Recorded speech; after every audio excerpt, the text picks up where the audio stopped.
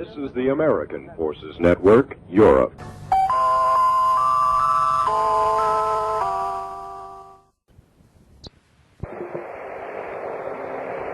At the sound of the last tone, it will be 14 hours Central European time.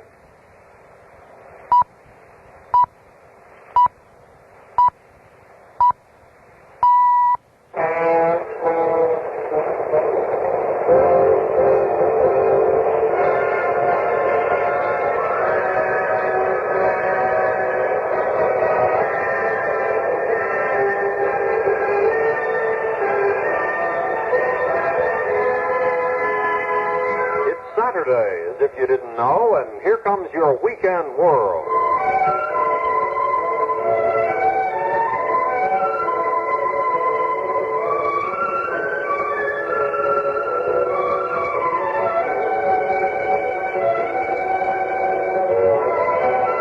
On this afternoon's 4-hour get-together, we'll go back in time for several of our major features.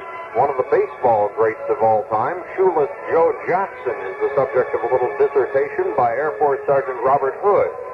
In a Weekend World of Comedy special, Bill Cosby looks back to his childhood days with his classic extended routine titled To Russell, My Brother Whom I Slept With.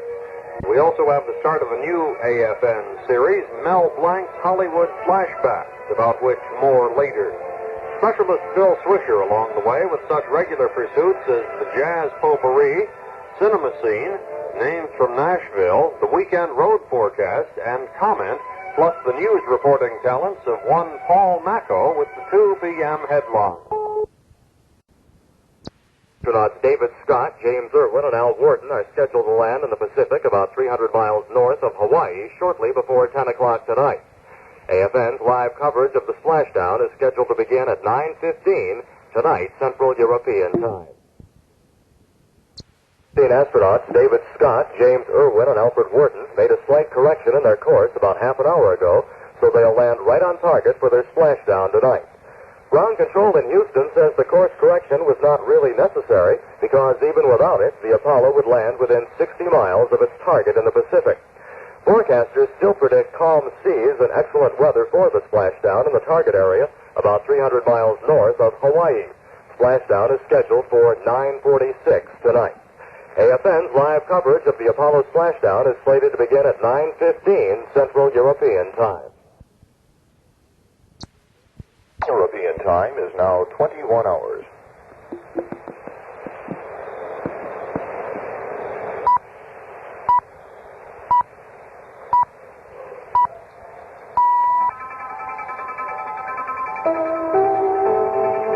AFN News, a summary from the wires of the AP and UPI. Here is specialist Harvey Powers. Good evening. The Apollo 15 astronauts are preparing for the last stage of their mission, a splashdown in the Pacific, now scheduled for 21:45 hours Central European time. AFN will resume live coverage of the Apollo mission at 21:15 this evening. The three are on a near-perfection course to re-enter the Earth's atmosphere at a speed of 25,000 miles an hour. The main recovery ship, the helicopter carrier Okinawa, reports perfect weather in the landing zone. Visibility is 10 miles with scattered clouds at 2,000 feet. The splashdown will be relayed live over television around the world. In Germany, TV coverage on the second program begins at 21:30. After a 9-hour rest period, the astronauts were awakened this morning to music. Ground communicator Joe Allen told them, "Rise and shine, it's splashdown day." And David Scott replied, "That music got everybody up." The tune was the Hawaiian War Chant. The astronauts were given a brief rundown on news events around the world and then were told they could catch up themselves later today when they returned to Earth.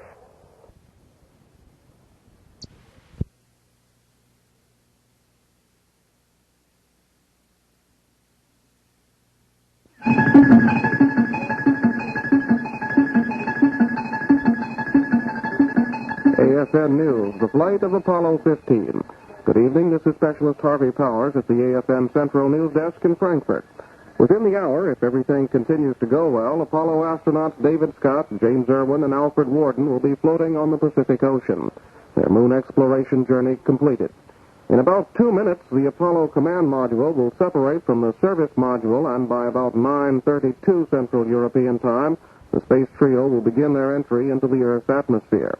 1 minute later, there will be a period of radio blackout, a period during which the ground control in Houston will be unable to contact the spacemen. And a few moments later, at about 9:36, there will be the end of the radio blackout period, and ground control, as well as you and I, will be able to find out who's going well. For live coverage of the Apollo astronauts, we now switch to NBC News.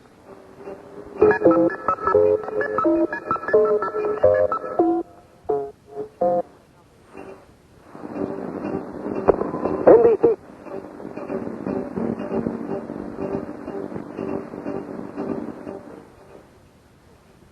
The return to Earth. Good afternoon, this is Peter Hackess, along with Wilson Hall and Russ Ward at the NBC News Apollo Space Center, and Jay Barbree standing by at the Manned Spacecraft Center in Houston. The history-making flight of Apollo 15 is now in its final moments, 18 minutes away to be exact from the point where it slices into the Earth's atmosphere at a height of about 400,000 feet, 31 minutes from splashdown in the Pacific Ocean, about 330 miles north of the Hawaiian Islands. On the scene, standing by about 6 miles away from the splashdown point, is the helicopter carrier Okinawa. Its helicopter is ready for the pickup operation. The astronauts have been told that the prime recovery helicopter, codenamed Swim 2, should be hovering over the command module Endeavour within 5 minutes after splashdown. The weather, we're told, is fine. The astronauts at this point have stowed away very carefully all the precious moon samples they're bringing back, so the turbulence of re-entry and the shock of slowing down very quickly with a pull of 6 times the force of gravity won't send them flying around inside the cabin. At this point, everything is going well according to Houston. The astronauts apparently with all of their pre-entry checklists out of the way and reporting all on board functioning nominally, as they say, when everything is perfect. Shortly, the velocity of the returning spacecraft will increase to just under 25,000 miles an hour to begin the red-hot entry phase, the astronauts protected by their heat shield, which surrounds the cabin. Air friction and the series of parachutes will slow them down to a leisurely 20 miles an hour or so by the time they splash into the water. At this point, Houston Control says the spacecraft is right in the middle of its entry corridor, and all is well. NBC's coverage of the flight of Apollo 15 will continue after this message. It takes a lot of people, helping people talk to people. It takes a lot of people,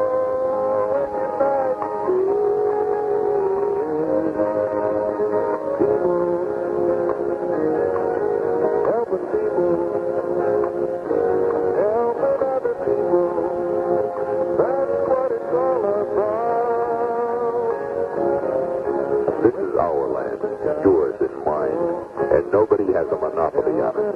A young land with lively people, red, white, black, and brown, who all want a piece of the action. That's right and fair. So let's communicate, not complain. Blow our horns, not our minds. Let's go American all the way. Helping other people, that's what it's all about. Peter Hackess continuing with the final moments of the Apollo 15 flight, along with Wilson Hall and Russ Ward in the NBC News Apollo Space Center, and Jay Barbree at the Manned Spacecraft Center in Houston. Jay, what does it look like from there? Well, Peter, here at the Mission Control Center, along with excited flight controllers, are jubilant scientists waiting the delivery of Apollo 15's moon rocks and other scientific materials that may take years to assimilate. We might also report that we just had separation confirmed through the Mission Control Center.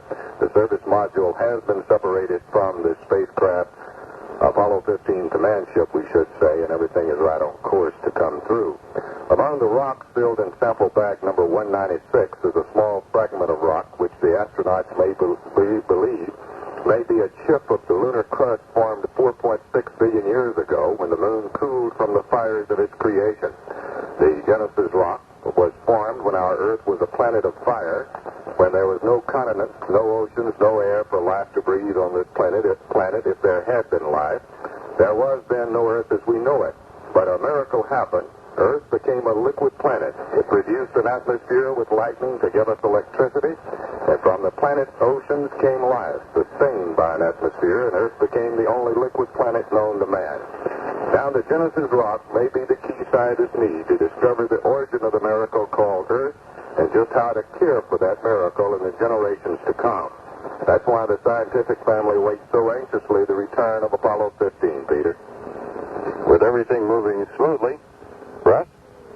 Peter, a few days ago, the weather was a factor in all this recovery operation, but day by day, the weather has improved. The visibility now is 10 miles. Winds from the east, a gentle 10 knots. The waves a comfortable 3 feet. So it couldn't be better for a splashdown. NBC's coverage of the flight of Apollo 15 will continue after this message.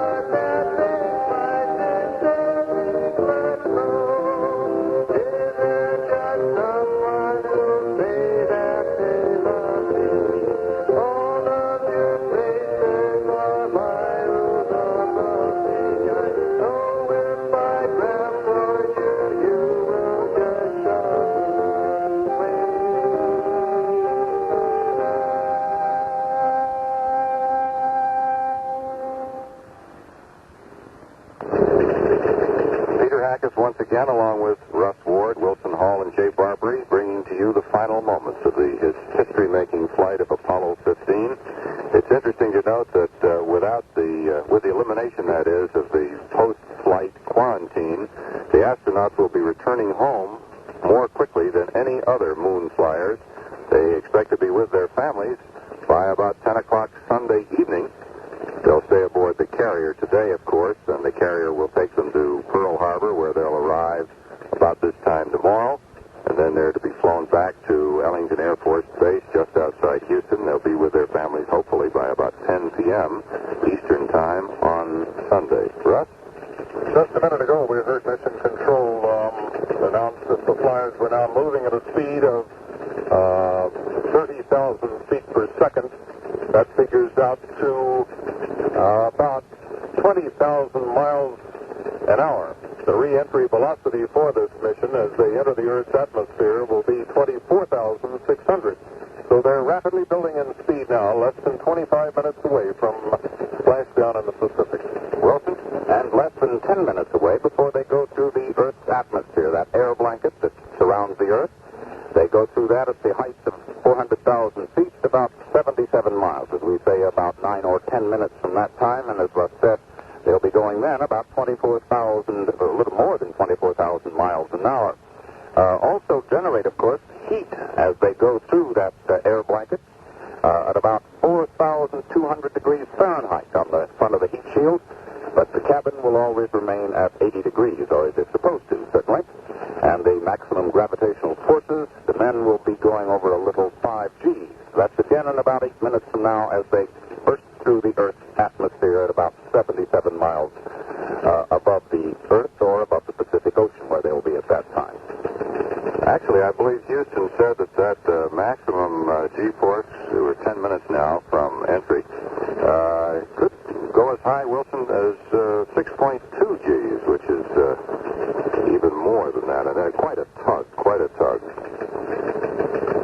There's always been some debate about where what's called the Earth's sensible atmosphere begins. No one really knows. There's no barrier, no line that they cross.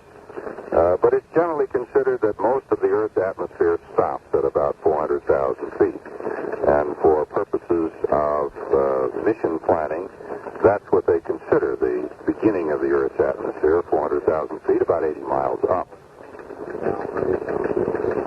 Everything on schedule. They have separated, as you've heard, from the service module, which is the last major event before entry and splashdown.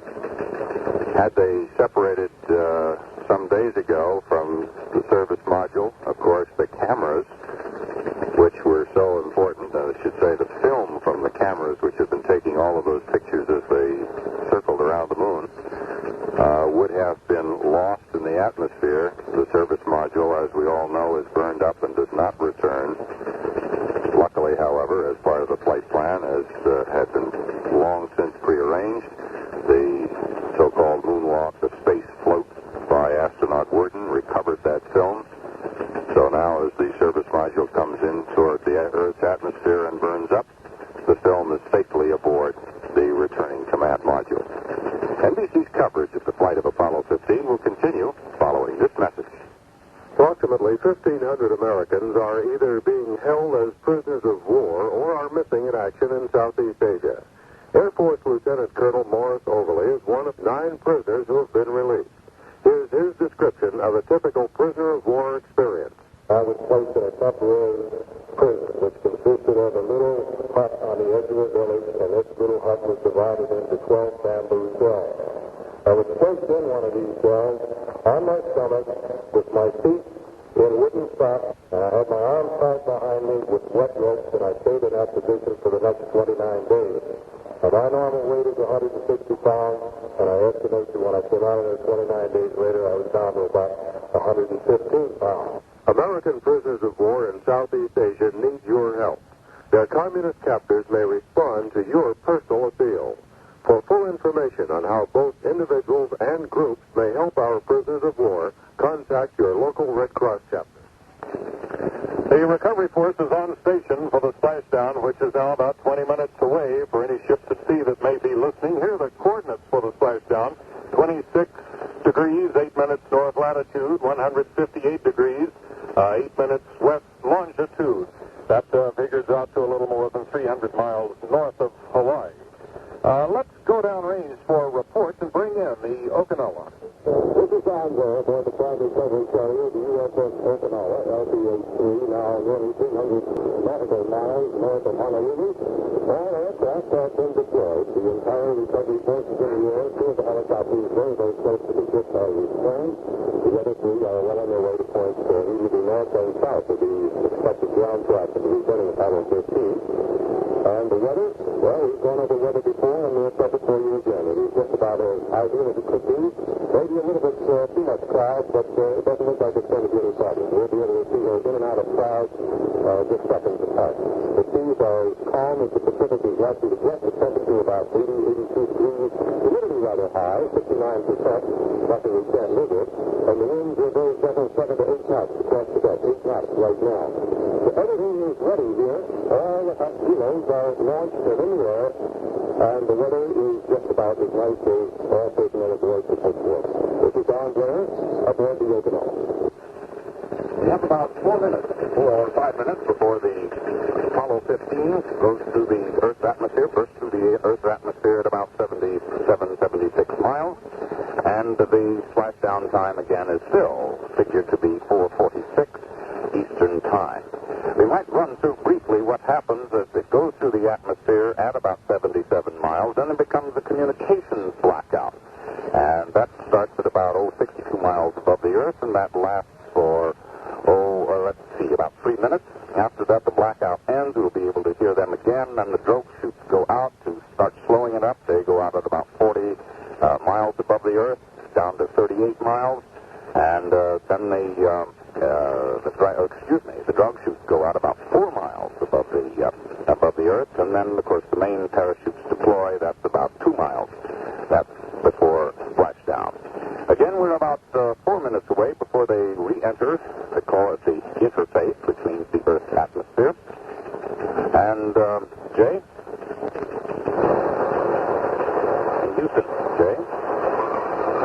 I was just sitting here thinking a while ago, Wilson, you were talking about, you and Peter and Russ were talking about the edge of space out here. I'd like to remind all you young folk up there that back about 800 years ago when we all started in this business, I know Peter Hackess was around then, so was Russ Ward. Wilson, you came along about 600 years ago, somewhere along there.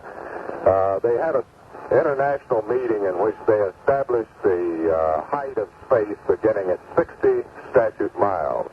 So that's the internationally accepted figure. So I don't know what that means, but I thought I'd like to throw that in and also just remind you people of your age and our age. And we're almost around as long as that Genesis rock they're bringing back or something. But as all of you have pointed out, it's a nice day in the Pacific, some 300 miles north of Hawaii, where the aircraft carrier, and we shouldn't say aircraft carrier, actually it's a helicopter lander, the Okinawa is waiting to pick up the Apollo 15 crew. And they will be returned here to the Manned Spacecraft Center tomorrow evening at 10 Eastern Time. And then at that time they will go through debriefing sessions with the news conference here on Thursday, which is the 12th. So that's pretty much it from this end. Again, we have, you just heard Houston Control say about 3 minutes or so from the time they go through the interface, or that's the Earth's atmosphere. NBC's coverage of the flight of Apollo 15 will continue after a 10-second pause for station identification. You're listening to coverage of the flight of Apollo 15 on the American Forces Radio and Television Service. Up to within 15 minutes. This is the American Forces Network Europe with live radio coverage of the flight of Apollo 15. All going very well. Perfect weather in the splashdown area north of Hawaii. The recovery forces on station awaiting the return of the astronauts. The voice you hear from Mission Control from time to time, that of Jack Riley, the capsule communicator, the man who is actually in voice communication with the astronauts, is Bob Parker. One of the things you'll hear from Houston, and perhaps we'll be saying it as the afternoon goes on, we'll be using the word ARIA, A-R-I-A. Now, ARIA stands for Apollo Range Instrumentation Aircraft. As the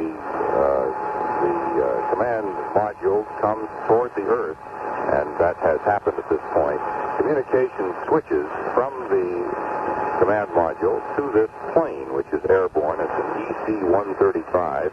It has highly sophisticated communications equipment aboard.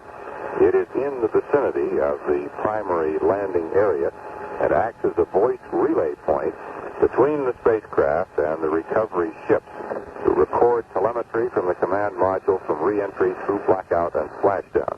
Velocity 35,710 feet per second. Range to splash 1,725 nautical miles. Apollo 15 Houston to Orion 2. We're getting good data. You look slow.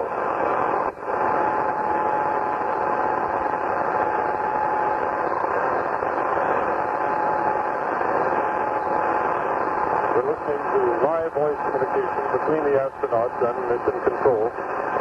The velocity you heard Mission Control just repeat figures out to 24,340 miles an hour, so they're rapidly approaching the re-entry velocity. 35,910 feet per second. Range to go 1,507 nautical miles. 35 seconds to entry. Velocity now almost 24,500.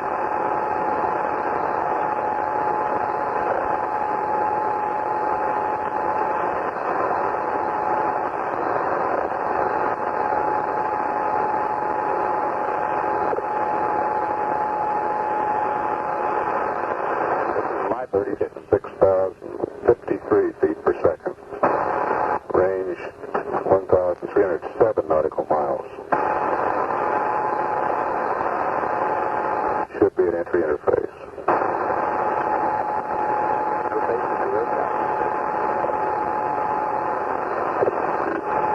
Houston announcing that the spacecraft has now entered the Earth's atmosphere. The static you hear is because communications is not direct with the spacecraft at this point. It's going through that ARIA plane.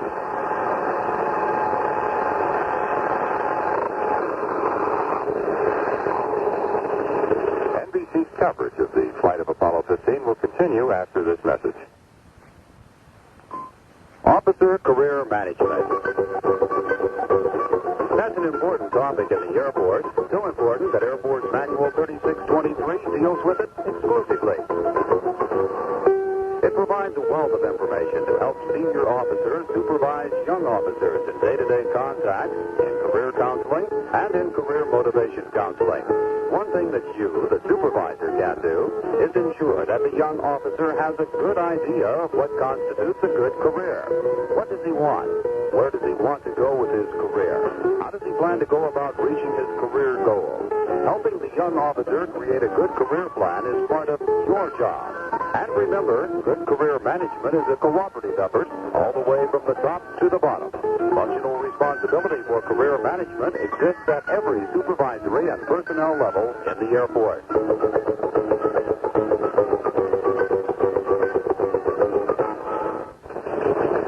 At this point during the return to Earth, the three astronauts are unable to communicate either with the plane or with Houston. They're in the middle of that 3-minute blackout period. This is routine. It happens during every re-entry and splashdown. It is normal, and according to everything in Houston, all is going well. You're listening to NBC News. This is Peter Hackess, along with Russ Ward, Wilson Hall, and Jay Barbree, bringing you the final moments of this history-making flight of Apollo 15. Just moments away now from reestablishing communication with the astronauts.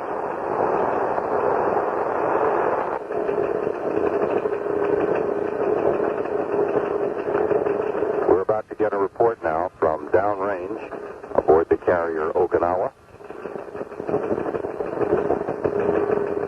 The weather in the recovery area, as I'm sure he will bear out, we've had reports that the weather is perfect, the sun is shining, the seas are relatively calm, almost no waves, the winds are very, very light, and all is in readiness for a very speedy pickup. We switch now to the Okinawa and the voice of David Horowitz. The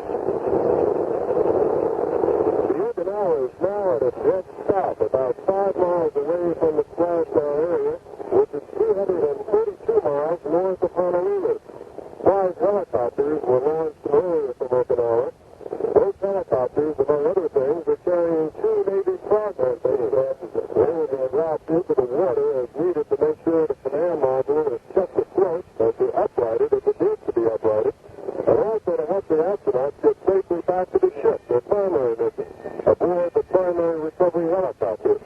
The frogmen will fasten a sea anchor to prevent the module from drifting as soon as it's sighted and they can get in close enough to do it. After that, a flotation collar will be attached around the command module endeavor to keep it upright. A thin layer of cloud still might obscure the visual sighting of the module's main parachute until it drops to about under 2,000 feet. But the weather is still not expected to hamper the recovery. David Horowitz aboard the USS Okinawa. The Apollo 15 and the astronauts have broken out of that communications blackout, and now Houston is trying to raise them on their communications.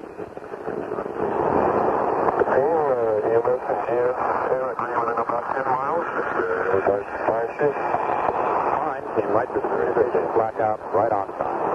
Still coming down to Earth. Their drogue chutes should go out in about 3 minutes from now. Beautiful weather out in the Pacific, as we've heard David Horowitz report from the deck of the USS Okinawa.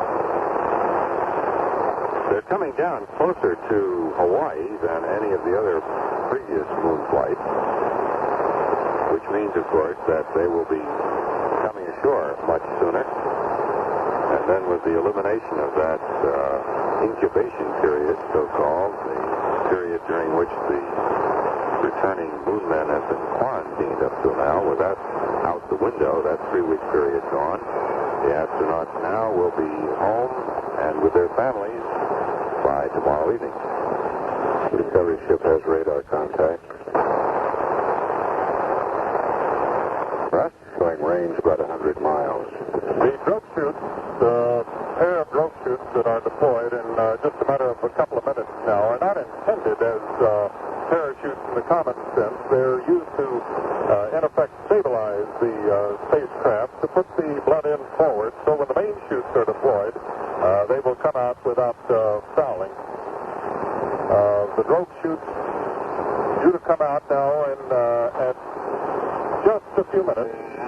And then the pilot chute, followed by the main chute. All of us moving now close to splashdown, which is due at just after 4:46 Eastern Time. Let's go downrange now and the USS Okinawa. The Okinawa now has radar contact with the command module Endeavor. Houston reports that it has voice contact with the command module. About 30 seconds from now, the apex cover of 300-pound lid will separate from the top of the command module and the drogue chute. Those smaller chutes that will throw out those larger parachutes that will lower the command module down into the Pacific should open. That's just seconds from now. The Okinawa has been positioned about 5 miles from splashdown. All helicopters are on station. An excited crew aboard the ship. Everyone looking up now, looking to the skies for the first glimpse of that parachute, for the first glimpse of the command module Endeavor and the 3 Apollo astronauts aboard. Still no sighting. Momentarily, the drogue chute should open. This is David Horowitz aboard USS Okinawa. The drogue parachutes, which will be deployed or break out.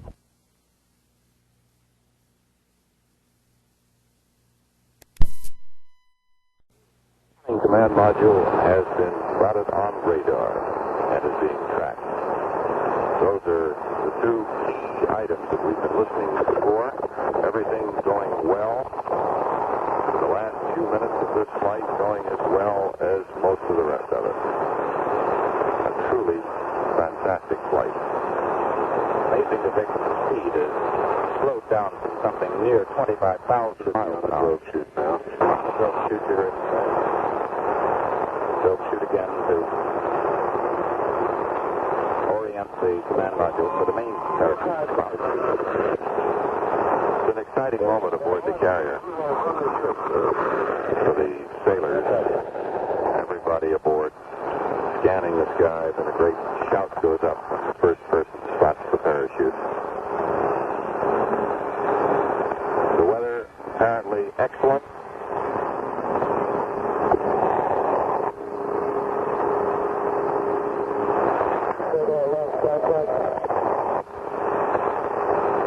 The talk you hear is aboard one or more of the planes now. Now they should be on the main parachutes. Those main chutes flutter out at about 2 miles above the surface, breaking that fall, so to speak, so that by the time they do hit the water,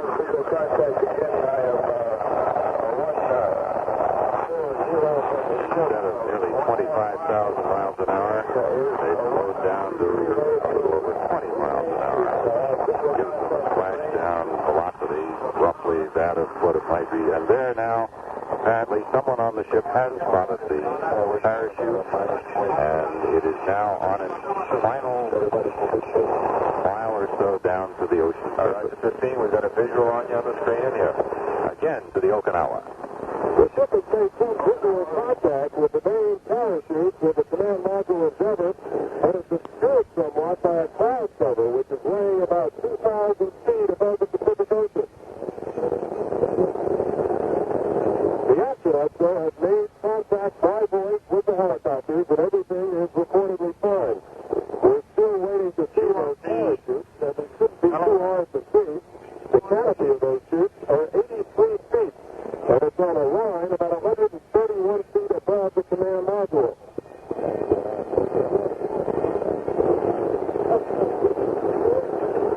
We can see one of the helicopters heading into a rather puffy cloud bank.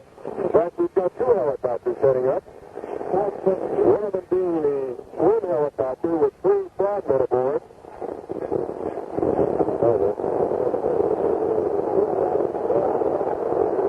But still no visual sighting of those 3 big parachutes, orange and white in color. Oh, look at the middle chute.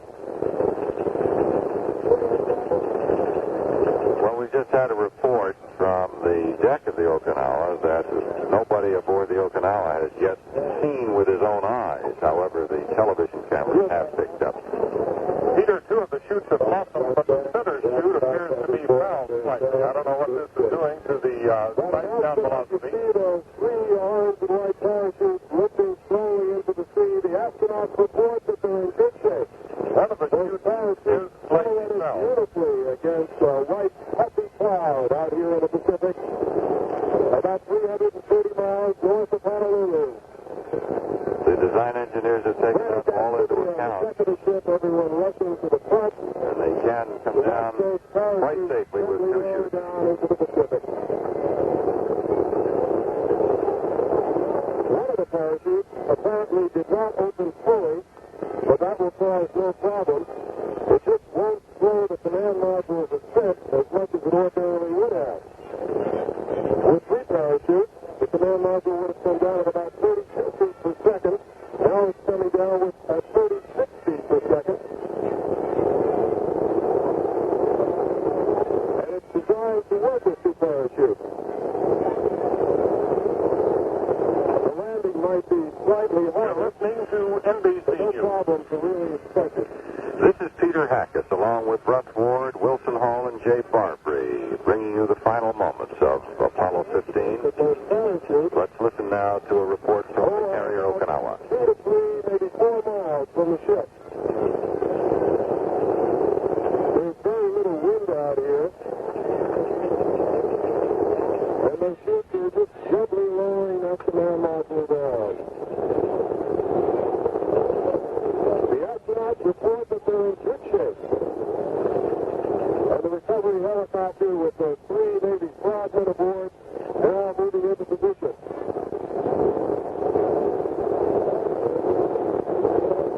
What a beautiful sight.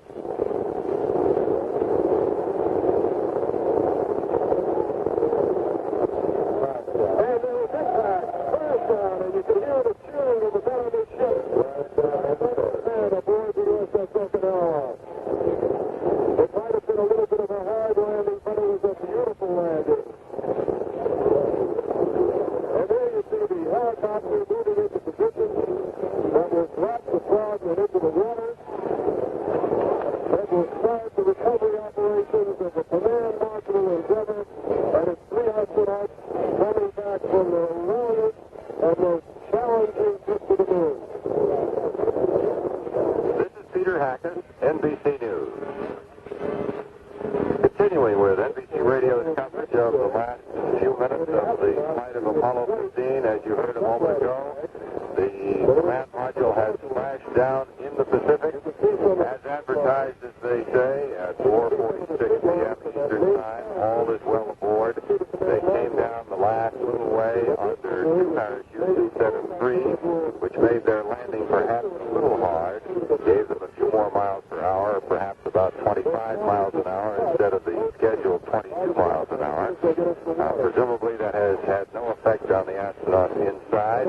At the moment, the helicopters are moving out towards the pickup, and let's pick up our correspondent aboard the Okinawa. Taking its approach, the dropping frogmen into the water.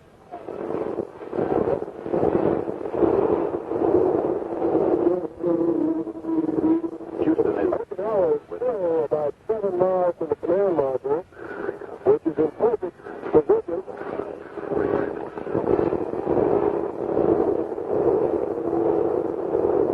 Those white caps, or what look like white cap waves, some of that has been caused by the downdraft from the helicopter rotors.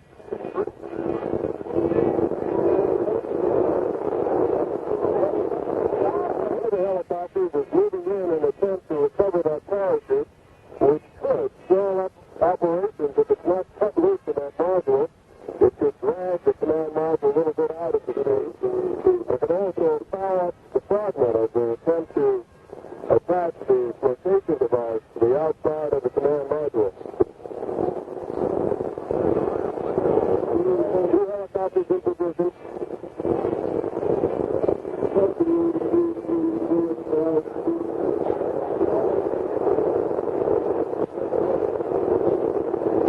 Difficult to know, but we saw that splashdown. People aboard this ship were maybe a little more excited than ordinarily most people would be.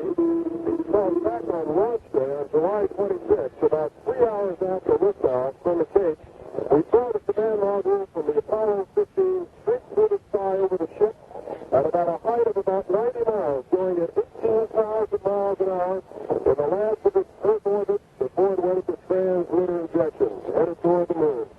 We saw it going, and now we see it back on Earth. And the crewmen aboard the ship, I'm told by NASA officials, were some of the few people in the world that saw that afterbirth and watched the command module go into its trans-lunar injection. The command module looks surprisingly shiny. Its exterior is a gold mylar, heat-resistant material. You can see the lines from that one parachute, which didn't open, still attached to the command module. Ordinarily, when the command module splashes down, there's kind of a little guillotine device on the apex of the module, on the top of it, which cuts those lines and frees the parachute from it. But that chute didn't open, and sometimes that has to be done manually. As yet, I don't know. We have been told why that wasn't done manually and why that chute is still attached, but it apparently isn't serious. There you can see the first helicopter with the Navy flag on aboard. What they're going to try to do is to lower down a hook and try to snag that parachute, much like a grappling hook. The seas are relatively calm.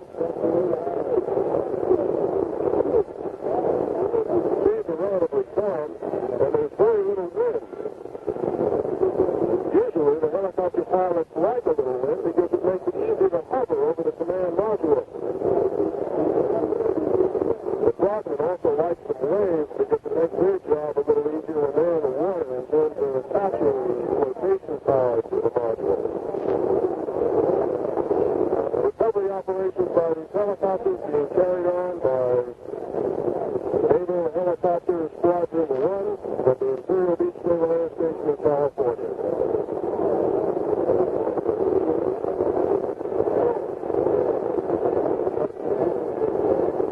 There you see the command module with the line still attached from that one parachute to an open. That's kind of a good parachute. About 82 feet. Canopy is 82 feet.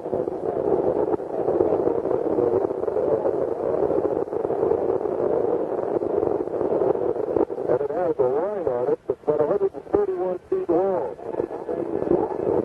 And you can imagine the stress on that line as the command module re-enters just before its splashdown.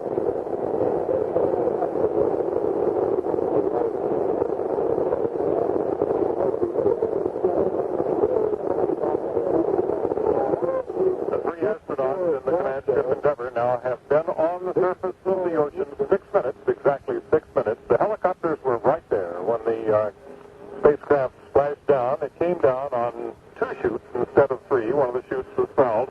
That meant the landing speed was 32 feet per second rather than the anticipated 28 feet per second. The men back home safely from a mission to the moon. NBC's coverage of the flight of Apollo 15 will continue after this message.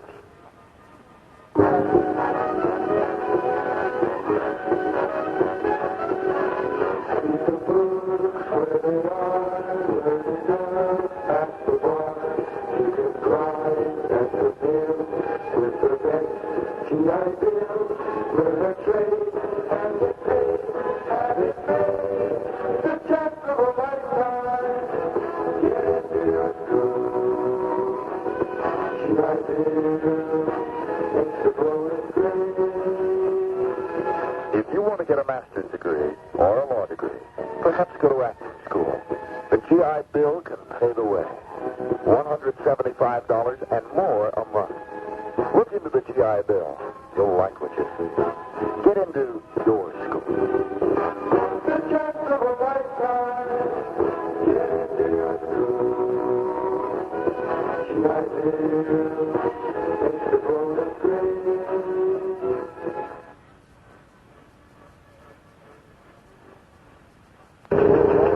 Hackess, Russ Ward, Wilson Hall, and Jay Barbree, bringing you the climax, the finale, if you will, of the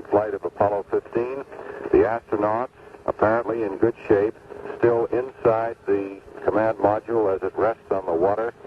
The swimmers have been deployed. They are now in the process of getting to the moment of affixing the flotation collar to the capsule, which is bobbing up and down. And in this situation, let's go now back to the carrier Okinawa. The tower is now feeding into a position where we can watch what's going on just off the front of the Okinawa.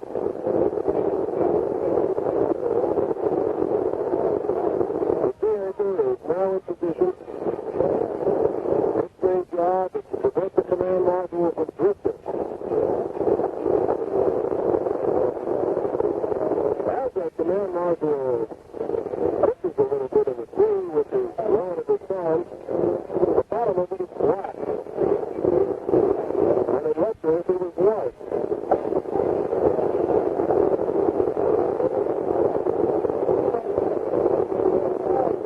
It actually was charged during the entrance. It's surprising that the command module Endeavor is as bright and shiny over there. In the past, that gold mylar coating has come back a little singed and brown.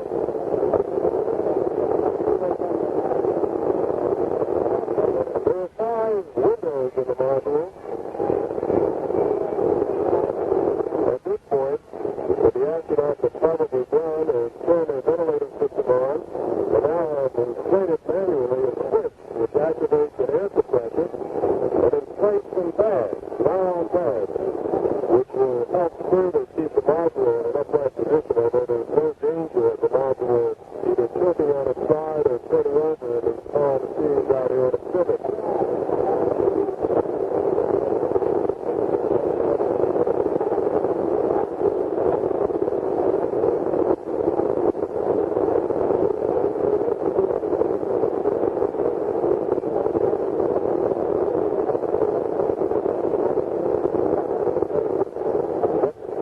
The 131 feet of shroud lines or parachute lines that was attached to the module on the dashdown has now been cut by one of the frogmen out of the sea.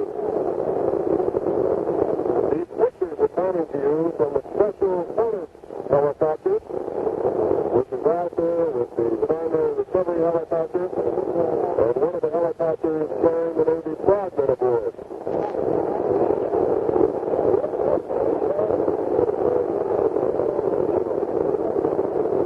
Just in case aboard the recovery helicopter, when there's no indication that a doctor will be needed, but there is one aboard. NASA physician Dr. Clarence Jernigan, himself a proficient swimmer, can be deployed from our recovery helicopters if needed, and of course he's not needed. We've had voyage contact with the command module. The astronauts say they're feeling fine.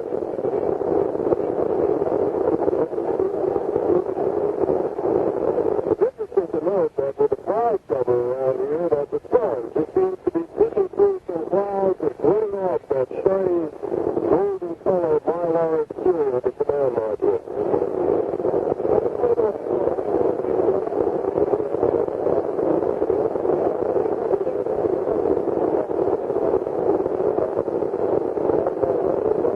And there's the flotation tower dropped in the water for the frogmen to attach. As I said earlier, the frogmen usually like a sea that pitches a little bit because it makes their job a little easier. That job to attach that flotation tower to the outside of the command module. Flotation tower assistance delivered.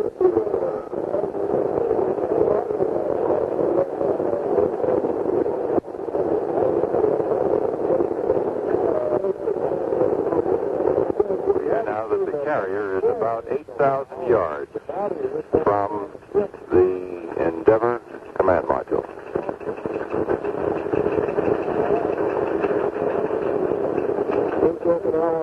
To recap again, the astronauts are on the surface of the Pacific Ocean.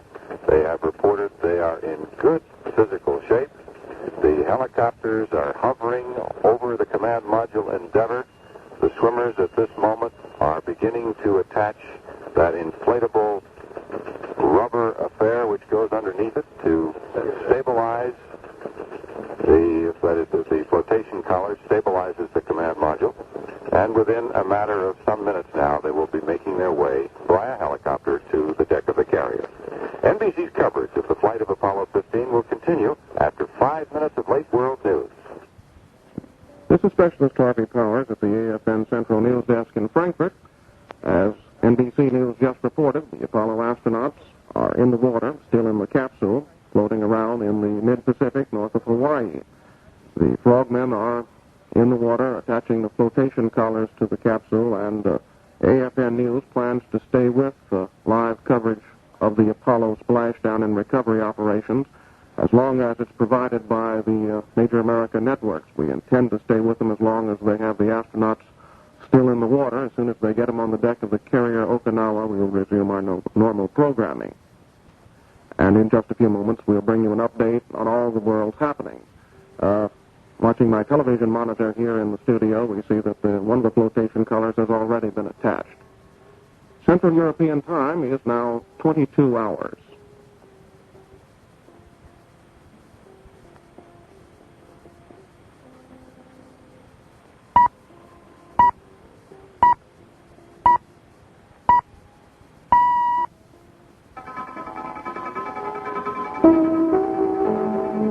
AFN News, a summary from the wires of the AP and UPI.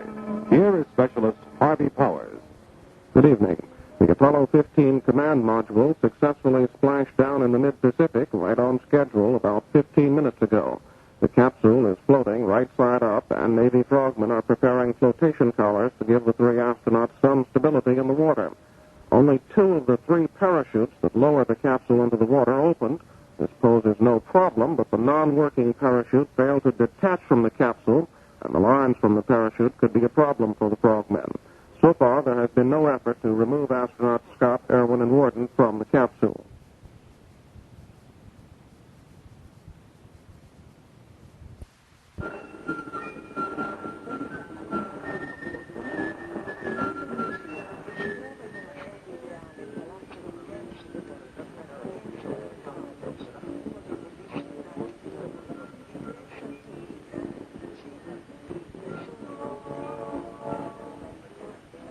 Well, apparently NBC News isn't ready for us to join them. Okay, now they're ready. Okay, NBC News. We'll switch to them. Hackess, along with Russ Ward and Wilson Hall and Jay Barbree, bringing you the final moments now of the flight of Apollo 15. The spacecraft Endeavour is on the rather placid Pacific Ocean. It arrived there about 22 minutes ago. The astronauts are safe and sound from their exhausting and history-making trip to outer space. The door of the spacecraft has been opened, and for a word description of what is going on in the Pacific, we switch now to Don Blair aboard the carrier Okinawa. Passing in the gear that they need. Command hatch still open, and the vents being passed in right this moment. We should see egress very, very quickly of the Apollo 15 astronauts. This is Don Blair aboard the Okinawa. So the recovery is in its final stages. The astronauts now donning their life vests just in case. The swimmers have attached the familiar flotation collar to the bottom end, the blunt end of the capsule, keeping it steady so that it doesn't rock too much. Next to it, a swimmer is holding a life raft, a rubber life raft, which has been lashed to the command module. Now again, let's go back to the Okinawa and Don Blair. No more than a few hundred yards. I'm not even a good swimmer, and I could get there quickly. Well, I know John Smart would get there very, very quickly. All 2 helicopters are now in a very, very tight group. The hatch door has been closed, but it's standing upright there on the flotation collar. Just letting the astronauts get this equipment on. They'll knock, but they're ready. Is that right, John? You're going to knock them inside the ship? Combination knock and anti-lock. Okay, window. I just saw Fred duck down and look into the window. Maybe that's exactly what he's getting or looking for. Just checking. The sound of rotor blades in the background now will really, really tell you better than I can express just how close we have gotten physically to this recovery mission. I'm sure you can hear them now. Try and get a number for you and tell you which number of the mission that is. Well, that is Steve Coakley, who we're hearing right now, because we're coming immediately abreast of the recovery helicopter, I believe. I'll double-check the number on that, and I think that's who we are moving up against, moving up along. But from here, a long-range reading looks like 002. Well, it's rather unimportant right now. The important thing is that we are getting ready to get 3 Apollo 15 astronauts out of their command module. We're still waiting to get a thumbs-up signal window-wide. Two folks said that they are ready to come out. We apologize for the poor quality of this radio signal from the deck of the helicopter carrier Okinawa in the Pacific, standing by just perhaps a few hundred yards away from the command module Endeavour, which is bobbing around. The weather has been perfect. The sun is shining. The seas are relatively calm. And within a matter of minutes, the astronauts are expected to emerge from the command module, get into their bright orange life raft, and then within a few more minutes, be picked up one at a time in the rescue basket, the Billy Pew basket as it's called, and be then cranked up aboard the awaiting helicopter, and then to the deck of the aircraft carrier. 8 of the men have been on the ocean now for 25 minutes. The prime recovery helicopter, SWEM 2, said it wanted to be over the spacecraft within 5 minutes. It certainly was. The helicopters were right there. In fact, the photo helicopter was right on the scene. It was the closest pictures we've seen of a splashdown. There goes the hatch reopening as we listen to Houston Control and also watch a picture which is being fed to Houston Control. The hatch being reopened by the swimmers prior to the emergence of the astronauts.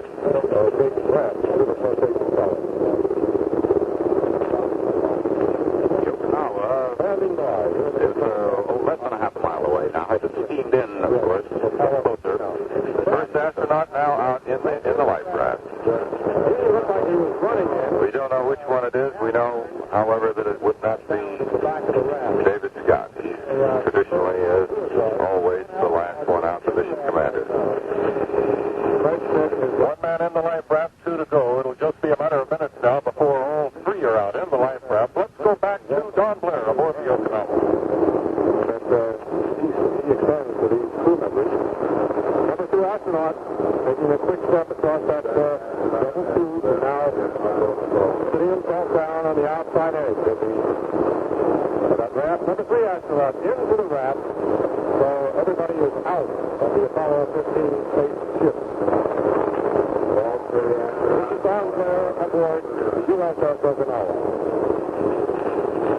As you heard, all is well. The astronauts now getting into that life raft, which is attached to the bottom, to the flotation collar.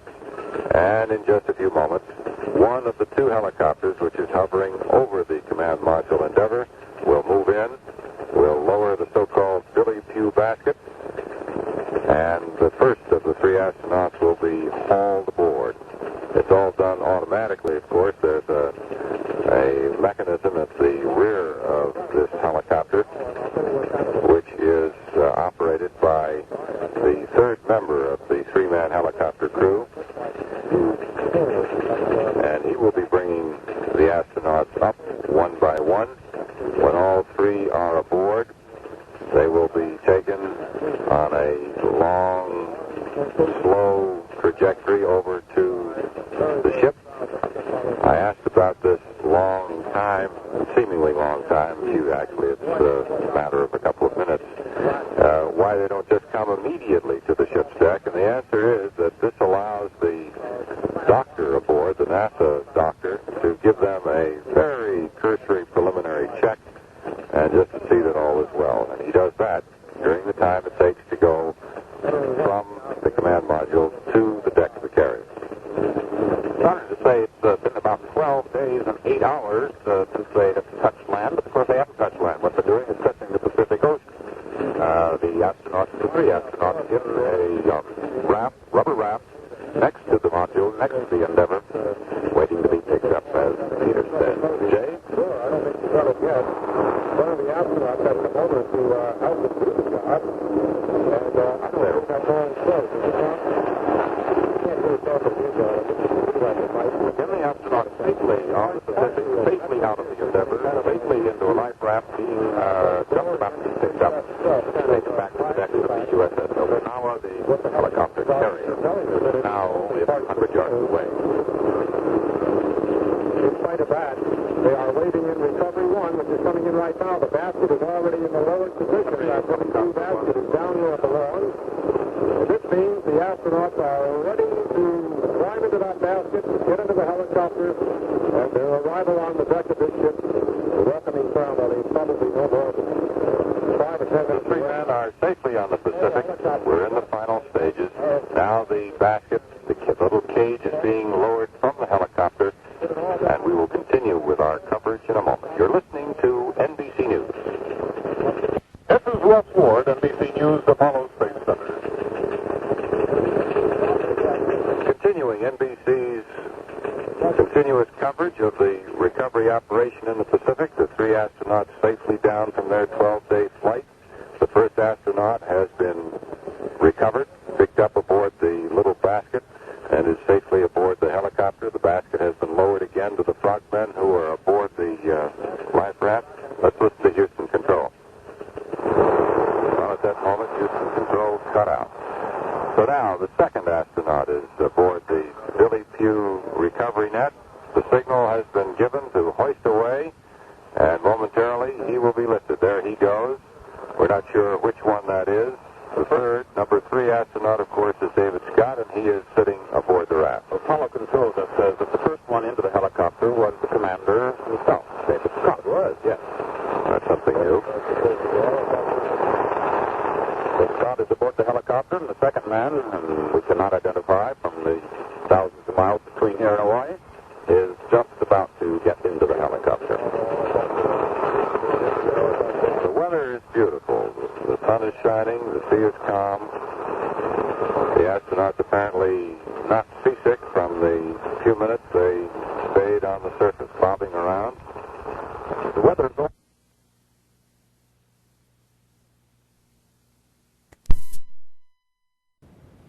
The flight of Apollo 15 will continue following this message. When traveling on commercial airlines in the States, choose military discount. It means big savings on tickets. Airline discounts amount to 1/3 reduction for reserve travel and a 1/2 reduction for standby travel. Qualify for the rates for field active duty, traveling at your own expense on leave, pass, or within 7 days of discharge, and in uniform. You'll also need the DD Form 1580, which you can pick up at your orderly room. Choose your discount and save for 1/3 and 1/2 on stateside airline travel. But don't forget to travel in uniform and have a valid DD Form 1580. Your Army Career Counselor can provide men in pay grades 6 and below the opportunity to re-enlist for duty worldwide. Regardless of your time in service, you are eligible, and don't forget about the option on schooling and on-the-job training. For full information, see the man today. Your decision could affect your entire future. This is Jay Barbree at the Manned Spacecraft Center in Houston, along with Peter Hackess, Russ Ward, and Wilson Hall at NBC's Apollo Space Center, with our continuous coverage of the return of the Apollo 15 astronauts. At this moment, astronauts David Scott, Alfred Ward, and James Irwin are aboard a helicopter en route from their landing site to the helicopter carrier Okinawa. They should be aboard the Okinawa, where they will step out to a reception there within about another 5 or 10 minutes. They have been on the Pacific waters since 34 minutes and 28 seconds, and here in the Mission Control Center, the cigars, which are traditional, are being passed among the flight controllers to indicate a conclusion of a successful mission.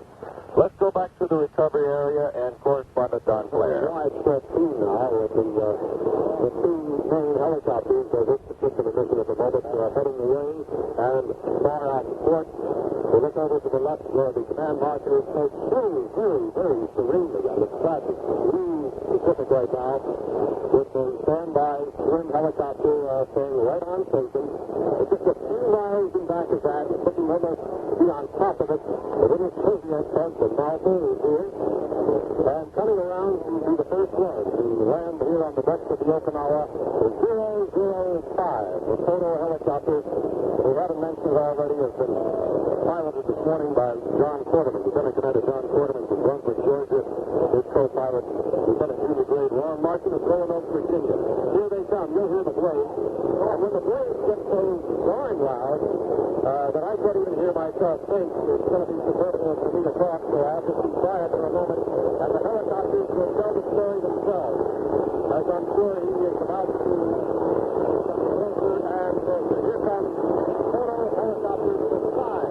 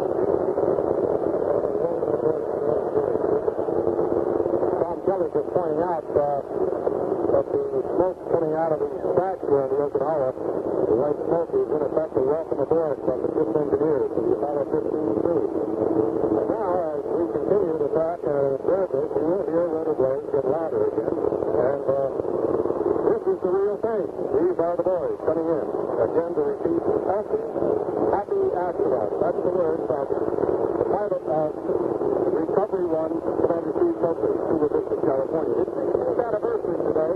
I'm sure he's going to remember this one. Happy.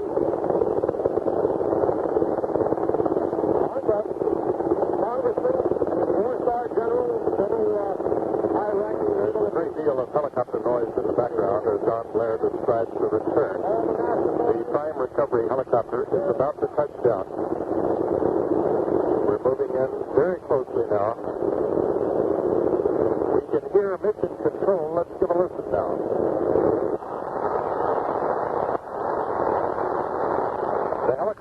now down on the carrier deck. The 3 Apollo astronauts backstage. In just a minute, the big rotors on these helicopters will stop and we'll be able to pick up once again the voice of Don Blair.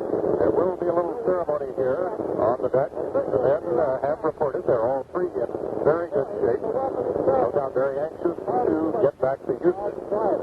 Anytime less than an hour from time of splashdown to time of return to the prime recovery ship is considered a fast recovery. This has occurred in just a little over 40 minutes, so you can see how smoothly things have gone. It was right on time, right on target, return to Earth. Let's go back now to the carrier and see if the rover can only so far. There's plenty of those can get up here for photography are closing in on us now. Right about to let the situation slip away photographically. The blade stopped. Now, Flight Deck Officer Tom Lappin, a Californian and a man who just put on a new set of silver bars this week, gives the signal to bring out the small platform and set of stairs. Men have already rolled out the red carpet. You'll hear the doors open momentarily. The steps are now being brought up. The NASA officials are moving out to welcome the astronauts. The NASA leader on board the Okinawa, Dr. Donald Sturgeon, and the man who many consider the father of the space program, Dr. Robert Bruce, and the man spacecraft center, who has never seen a recovery before. He is so concerned about his world, his astronaut. It's the first time they've been able to get him away from Houston long enough. Except for one thing, to come out here and really say hello. The astronaut is open, the band strikes up, and Dave Scott comes out, followed by Jim Irwin and Major Wood. They come down the steps. Dr. Gilbert shaking hands. David Scott, Mr. Wood, Colonel Wood, and followed out by Dr. Clarence Jernigan as they make the trek down the red carpet. All of the photographers holding out in front of them, shaking hands now with Captain Andrew Huff of the Okinawa, and shaking hands with Air Force General Lucius Clay Jr. and Brigadier General Ben Everett from the Aerospace Rescue and Recovery Force. Plenty of photographs being taken. You can hear them in the chatter in the background of the astronauts. They'll be stepping to the microphone shortly. Let's hear what Captain Huff has to say. Colonel Scott, Colonel Irwin, Major Warden, it is indeed a pleasure to welcome you back from your historic mission. We were here to see you depart with your CLI burn, and it's even a greater pleasure to be here today. Captain Peters, would you ask an invocation, please? Name is Frank. Our Father, we are grateful for the success of this mission, for the work accomplished by astronauts Scott, Irwin, and Warden. As we learn of your universe, may we also learn of your purpose for mankind to live in peace. Amen.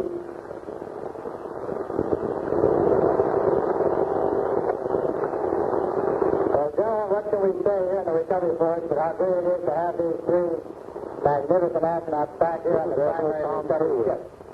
We had an exciting Pacific Recovery Force CF-130. To these 3 astronauts, I say as the commander of the recovery forces, that it's a great privilege for me to represent all of them and saying to them how proud we are and how great an accomplishment we think they have pulled off here and how professionally they have executed this lunar mission from Canaveral to Loon and back here in the Pacific, back to USS Okinawa. Fellows, there's no group anyway that has more pride in what you've done than this recovery force. And I say that not just as recovery force people, but as Americans. We're mighty proud of you. We have here today to represent the U.S. Air Force, and I must say to all of us, we're pretty well aware that this Apollo 15 crew is an all-Air Force contingent, and we're honored to have with us 2 of the Air Force's finest general officers, Brigadier General Pete Everett, who commands the Aerospace Rescue and Recovery Forces, and also General Clay, who has just taken over as Commander-in-Chief of all the United States Air Force Pacific. And I know General Clay has some welcoming remarks he'd like to make. General? General, this is Clay Jr.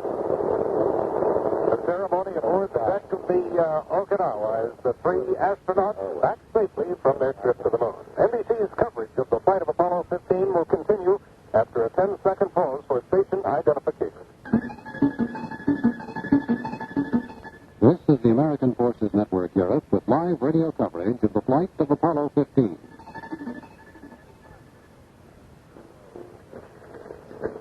The astronauts being saluted now by various general officers who have been on hand for the recovery. Let's go back to the Okinawa.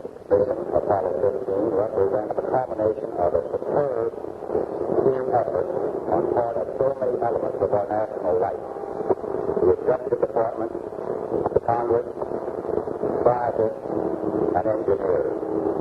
And I'm sure they all share with you the pride in the accomplishment. It suffices for me to say it's a tremendous thrill for me to be here to extend my congratulations. It's certainly been a wonderful and historic mission, and I can't help but also compliment you on your superb collective of duty. Thank you. Astronaut David Scott. Thank you, General Clay. And thank you to the Okinawa. The crew of the Endeavor is glad to be aboard. We appreciate the fine pickup, and in my experience, the Navy always makes a fine pickup, whether we land 6 miles from the carrier or 6,000. We're always there right on the spot, and we certainly appreciate it. It's great to be back.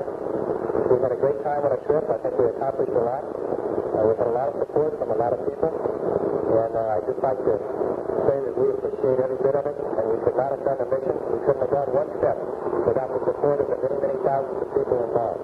Thank you very much. General David Scott, commander of the Apollo 15 spacecraft, now stepping to the microphone. It's just that I don't have my sea legs yet. We've been out here for a while. We've just finished probably the most fantastic 12 days I've ever had in my life. And I guess only one thing surpasses the excitement and the intense feeling I had on the flight. And that was the feeling I had when I saw you all today. It sure is nice to be back, and it sure is good to see y'all. Thanks a bunch for the pickup. Lieutenant Colonel Jim Irwin, Junior Master Pilot. This is a very proud moment for me. Proud to be part of this great team that can send us to the moon and bring us back. The recovery was just excellent. Of course, I feel very happy to be aboard a more seaworthy craft that we just got off of. Also, I'd like to say that I hope all of you all around the world enjoyed our voyage to the moon as much as we did on the flight. Thank you all. Lieutenant Colonel James C. Irwin. Now, shaking hands with members of Congress, all wearing Okinawa baseball caps. I can give you a fast rundown on the three astronauts acknowledgement the welcome home that they received from the men aboard the Okinawa. The three men now shaking hands with various members of Congress and others as they head toward sickbay and physical examination. NBC's coverage of the flight of Apollo 15 will continue. And so we conclude our coverage of the flight of Apollo 15 on the American Forces Radio and Television Service. Our thanks to the National Broadcasting Company and the American Broadcasting Company for their cooperation in allowing us to carry this broadcast in full. And as we say, this now concludes our coverage of Apollo 15. This is the American Forces Radio and Television Service. This is Specialist Harvey Powers at the AFN Central News Desk in Frankfurt. The Apollo astronauts are back on the ground, or at least they're on the deck of the carrier Okinawa, and the mission is considered a grand success. They landed only a few miles from the Okinawa. We now present a program of recorded music.